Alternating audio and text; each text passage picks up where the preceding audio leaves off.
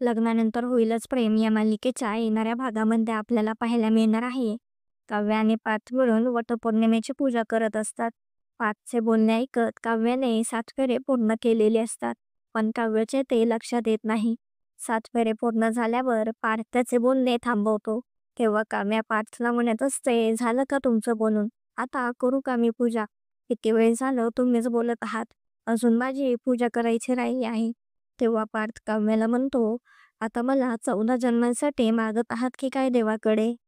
काव्याला कळत नसते पार्थ तसे का बोलत आहेत.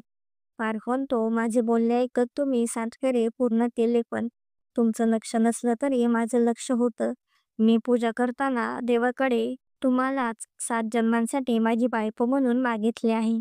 इकडे जीवा शुद्धीवर आलेला असतो. जीवा म्हणत असतो, फार्म हाऊसवर जे झाले ते व्हायला नको हवे होते. नंदिनी म्हणत असते, हे सगळं काव्यामुळे झालं आहे ना? कळलं आहे मला.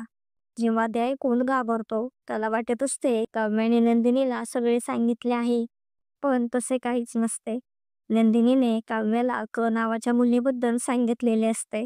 तिला वाटत असते जीवाचा छातीवरचा टॅटू पाहण्यासाठी काव्याने हे केलेले असते. तर आता जेव्हा नंदिनीला खरे काय आहे ते सांगेल का नाही हे पाहणे खूपच इंटरेस्टिंग होणार आहे.